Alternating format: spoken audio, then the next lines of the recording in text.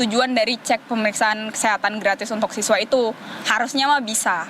Mungkin ini jadi satu langkah baik ya, karena kalau ngelihat pengalaman kita lah dulu, pengalaman saya, waktu kecil khususnya waktu sekolah itu berobat kalau sakit aja. Jadi nggak ada pemantauan kesehatan sendiri dari mulai ya gigi, mata dan lain-lain, itu tunggu udah ada gejala baru berobat. Ya programnya bagus sekali ya. Jadi anak sekolah itu yang dia sudah sakit atau memang belum ketahuan sakit itu bisa kita deteksi sejak dini, bisa ketahuan juga ada masalah apa dari sekolah. Jadi itu misalnya memang ada penyakit yang bakal menular, itu bisa kita antisipasi sejak dini. Karena kesehatan kan itu nomor satu ya Mbak ya. Dengan kita sehat pasti kita bisa berkegiatan, terus kita bisa belajar terus. Jadi dengan program ini tuh pasti sangat membantu siswa-siswi itu untuk membangun masa depan gitu. Ya. Menurut saya itu bagus ya buat pengecekan gratis anak-anak, karena kenapa? Kadang kita sebagai orang tua nggak terlalu aware nih, anak kebanyakan nonton gadget, terus kita nggak tahu matanya rabun apa enggak. Terus ya mudah-mudahan dengan adanya cek kesehatan itu kan saya dengar ada cek mata, gigi gitu kan, bisa lebih cepat ketahuan, oh anak saya nih minus mungkin atau enggak ada gangguan mata karena keseringan nonton gadget.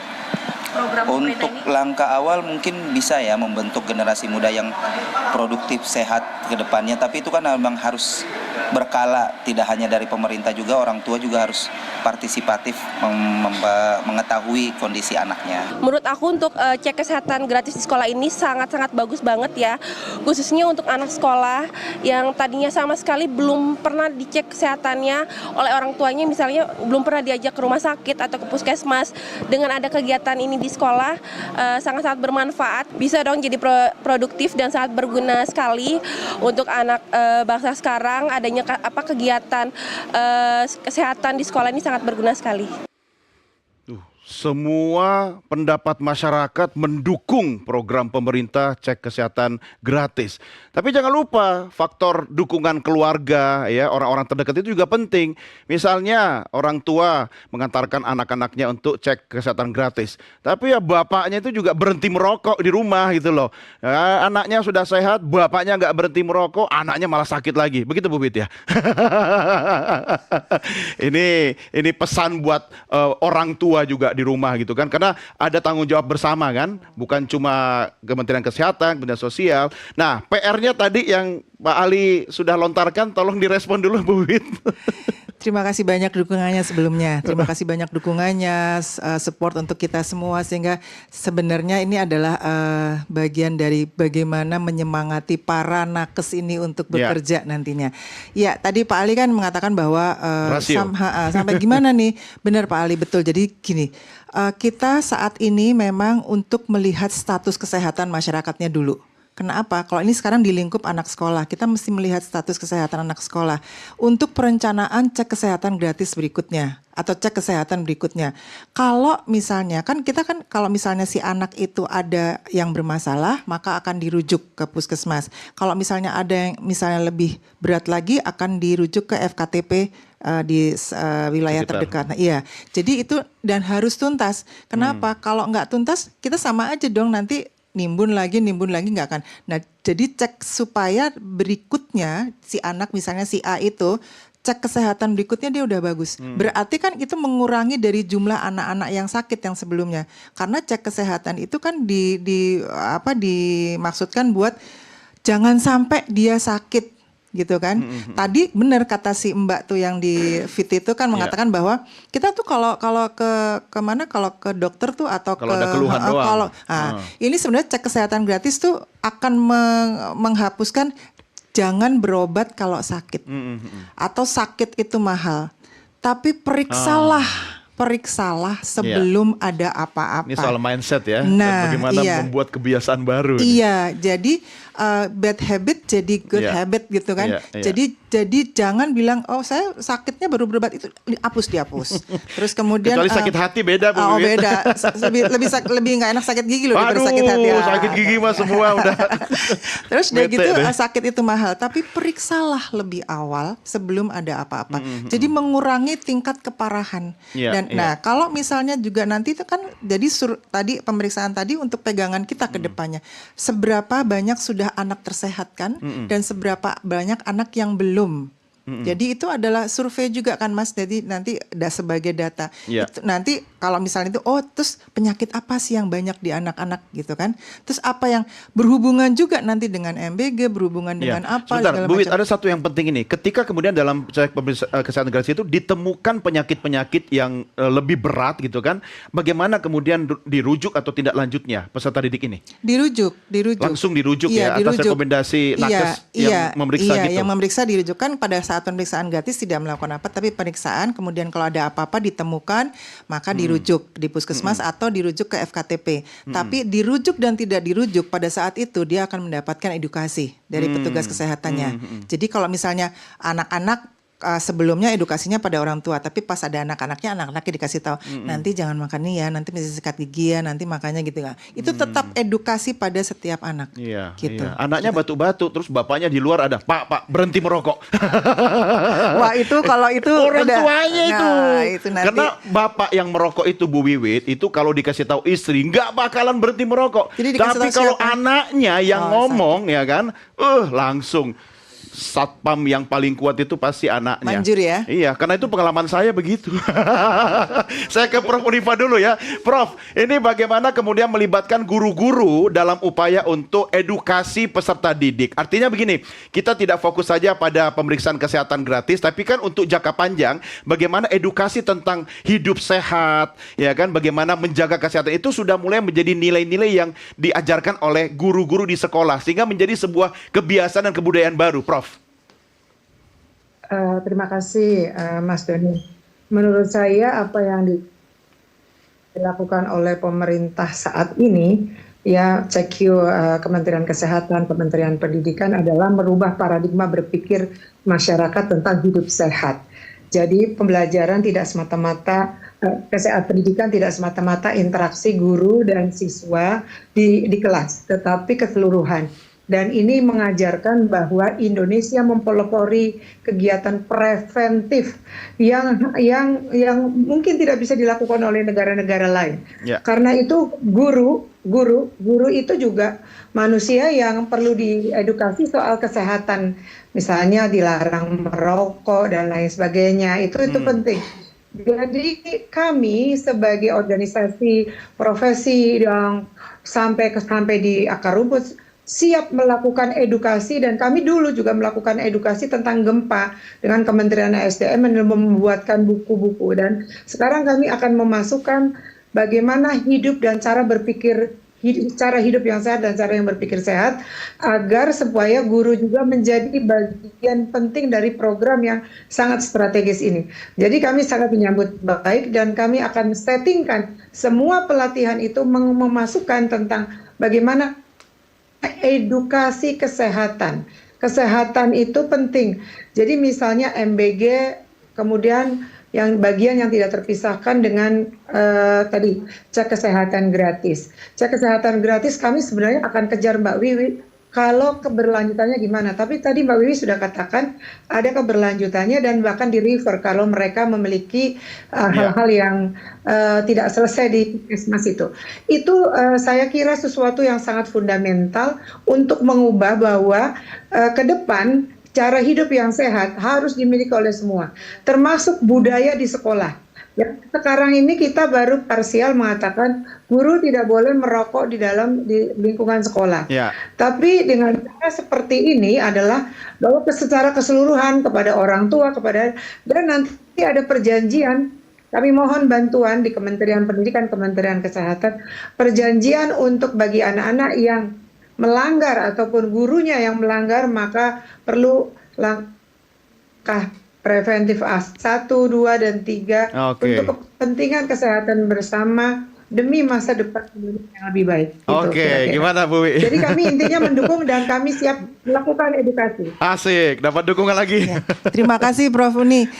Saya mau menambahkan saja bahwa edukasi kepada guru kita sudah membuat di tahun 2023 yang lalu ada aplikasi kepada guru yang bisa dibuka dengan nomornya mereka sendiri. Oke. Jadi di situ kita sudah menyiapkan sesuai dengan guru-guru itu ngajar di kelas TK atau di kelas 1 atau di SMP dan SMA. Ada beberapa buku edukasi yang bisa sebagai buku bacaan para guru. Jadi kalau misalnya gurunya ada waktu misalnya tambahan, oh saya mau menerangkan ini edukasi, mereka bisa buka tuh aplikasinya. Jadi misalnya contoh yang paling mudah saja untuk anak SD, DBD, kemudian sakit gigi, kemudian perilaku hidup bersih dan sehat. Nanti naik lagi ke SMP tentang bagaimana laki dan wanita dan laki-laki. Kemudian nanti lagi di SMA pernikahan dini. Nah, itu bisa dibuka di aplikasinya, Prof. Jadi kita udah siapin tuh satu-satu, bahkan sudah di launching oleh Depdikbud waktu itu.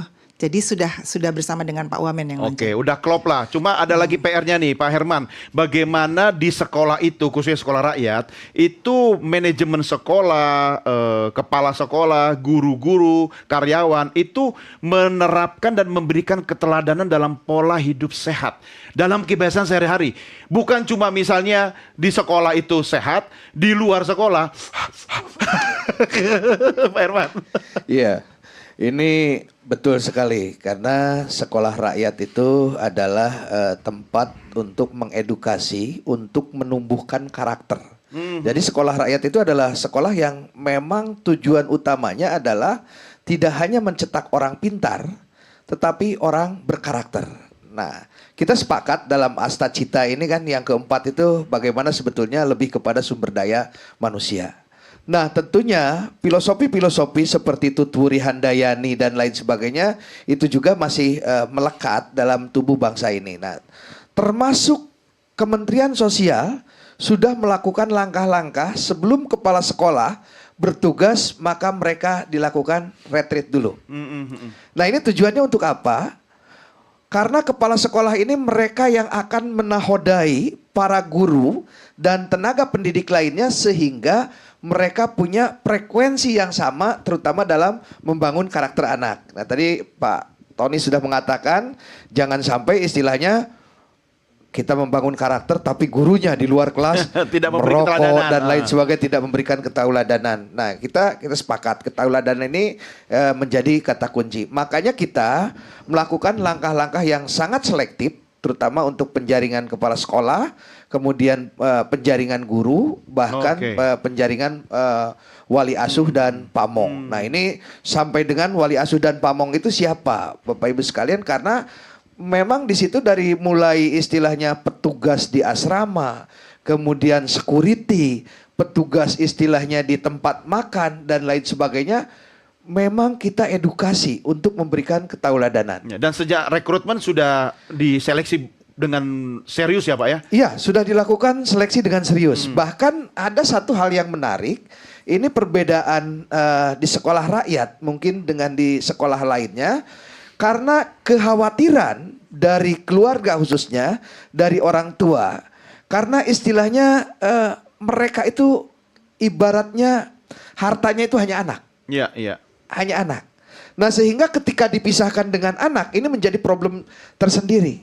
Maka kita mengedukasi kepada orang tua bukan berarti harus dekat, tetapi kondisi anak tidak berubah. Jauh di mata, Dekat di hati. dekat dalam doa, Wih. tetapi anak ke depannya menjadi sebuah investasi, bahkan harapan lebih jauh yang mungkin sebagian kita bisa dalam lihat potret-potret kalau anak dilacurkan di jalanan, mungkin dan lain sebagainya, masih mending kalau jadi backbone orang tua. Iya. Bahkan misalnya anak jadi backbone perilaku-perilaku dari orang-orang yang tidak bertanggung jawab. Nah, inilah sebetulnya kehadiran negara. Pak Prabowo menginisiasi negara hadir bagaimana menyelamatkan anak sebagai aset bangsa, tidak hanya dididik istilahnya meningkat intelektualnya, tetapi karakternya terbangun dan keluarganya juga Ya. disejahterakan. Makanya konsepnya anaknya disekolahkan, keluarganya diberdayakan, maka lingkungannya akan istilahnya dibenahi. Nah ini sebetulnya kita membangun sebuah peradaban nilai baru ketika istilahnya orang tua harus terpisah dengan anak, padahal itulah sebetulnya skema memutus transmisi ya. Transmisi dan bahkan tidak hanya transmisi, ekosistem, Pak, ekosistem karena penyakit menular itu dalam kemiskinan itu. Jadi intinya saya mungkin dalam kesempatan ini menyampaikan bahwa sekolah rakyat tidak hanya membangun intelektual, tetapi sekolah rakyat membangun tatanan baru, bahkan menyiapkan bagaimana sebetulnya Indonesia berkarakter untuk masa depan. Ini menarik. Saya anggap itu juga sebagai sebuah closing statement yang cakep ya kan. Tapi sekaligus closing statement Pak Ali, bagaimana atau apa jaminannya kalau ini merupakan tabungan politik, nanti kita lihat 2029 apakah realitas politiknya masih sama seperti sekarang, ya kan? Sementara program ini kan tidak boleh hanya sekedar untuk menyasar sebagai tabungan politik, gitu kan? Karena ini punya target untuk kesejahteraan masyarakat kita 2045 paling tidak Indonesia emas. Bagaimana? Ya, satu, sebenarnya kan ada paradigma yang digeser nih dari Presiden Prabowo. Kalau konteksnya kesehatan itu dari kuratif ke preventif. Jadi kan masyarakat kita itu ketika sakit baru berobat, itu namanya kuratif. Nah sekarang jauh-jauh hari dideteksi penyakitnya. Yang menarik dari CKG ini adalah juga mengecek penyakit-penyakit non menular ya, seperti jantung dan kanker dan seterusnya itu. Dan kalau lihat data yang ada, data statistik, 70% orang meninggal di Indonesia kalau penyakit itu karena jantung dan karena kanker dan diabetes gitu. Dan ini juga masuk kategori cek kesehatan gratis. Ini satu. Nah yang kedua terkait dengan yang ditanyakan Bang Don tadi, program ini sangat prestisius.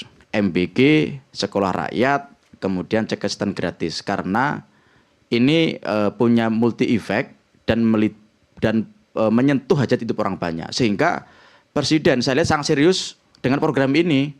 Bahkan untuk MBG dulu ketika rapat perdana ya, rapat kabinet itu Presiden Prabowo langsung mengatakan yang tidak setuju dengan MBG silakan keluar begitu. Artinya kalau saya lihat komitmen Presiden Prabowo dengan sangat serius begitu dan secara fiskal juga terus dipantau, kemudian program ini berhasil dan ini nanti akan jadi legacy. SBY dengan BLT-nya, Jokowi dengan Bansos dan dana desa, Prabowo dengan MBG, sekolah rakyat, dan CKG. Nah itu Bang Don. Oke, baik. Saya ke Prof. Uni dulu. Prof. Uni, apa yang bisa Anda sampaikan paling tidak semua pemangku kepentingan ini satu padu, khususnya bagi teman-teman guru ya di seluruh Indonesia bisa mendukung program ini. Sekaligus catatan Anda untuk evaluasi ke depannya seperti apa, Prof?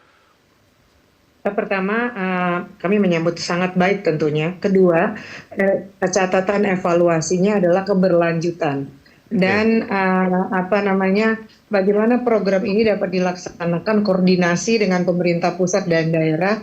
Karena dari MBG yang sudah dilaksanakan Jakarta misalnya itu belum semua dapat dilaksanakan.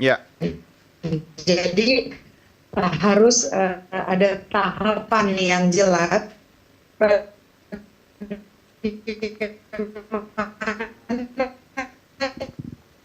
itu bisa dilaksanakan kecil yang guru belum bisa jadi belum terisi semuanya. Jadi tahapan dan perlanjutan adalah bagian yang sangat penting. Dan kami komunitas guru tentunya akan segera merapatkan barisan karena kami akan melakukan rapat koordinasi nasional mendukung dan siap bila perlu kami mengirim surat kepada Bapak Menteri Kesehatan agar kami siap mendukung untuk cek kesehatan gratis ini yang sifatnya preventif. Baik. Terima kasih. Ya, terima kasih Prof. Uni. Singkat saja, Bu Wiwi, apa yang bisa Anda berikan harapan ini kepada masyarakat agar paling tidak dioptimalkan, dimanfaatkan sambil kita bicara tentang masa depan? Baik, terima kasih semuanya untuk semua dukungannya. Sekali lagi, ini bukan kerja yang mudah, ini adalah kerja besar dan kami memang butuh dukungan dari semua kementerian, lembaga, masyarakat, semua masyarakat untuk bisa menciptakan cek kesehatan gratis tidak hanya pada anak-anak, tapi cek kesehatan gratis di 281 juta jiwa. Itu yang harus kami jalani. Dan tindak lanjut tentunya tidak terlalu cepat karena semua bertahap. Tapi kita semua selalu menindaklanjuti apabila ada masalah, baik itu masyarakat ataupun itu anak-anak. Dan kami juga, Pak Menteri juga memenuhi SDM yang harus turun ke daerah-daerah, terutama daerah terpencil, pemenuhan SDM antara lain dokter, perawat, dan semua tenaga kesehatan sedang berprogres ke depan untuk dipenuhi sehingga 281 jiwa masyarakat akan mendapatkan pelayanan kesehatan yang terbaik. Dan sekali lagi mari kita sukseskan untuk pemenuhan hak hidup anak, terutama di dalam cek kesehatan gratis ini, hak hidup kesehatan anak dan kemudian juga hak hidup masyarakat dengan pemenuhan SDM yang sudah dilakukan oleh Kementerian Kesehatan bekerja sama dengan seluruh kementerian dan lembaga untuk memberikan pelayanan yang terbaik kepada masyarakat Indonesia. Oke, terima kasih Bu Wiwi, terima kasih Pak Herman, terima kasih Pak Ali, terima kasih juga Prof Uni, terima kasih. Jangan lupa dukungannya langsung habis ini WA-WAan ya sama beliau ya. Ya, dan pemirsa, sehat tentu harapan kita semua. Tapi jangan lupa, yang di rumah sana saya lihat Bapak masih ada yang merokok sambil nonton Merah Putih. Stop merokok. Jadi datang ke tenaga kesehatan itu bukan cuma karena ada masalah kesehatan, tapi mulailah ubah kebiasaan hidup kita menjadi hidup yang lebih sehat. Inilah akhir jumpa kita dalam Merah Putih. Saya Doni Degeser, sampai jumpa. Merdeka!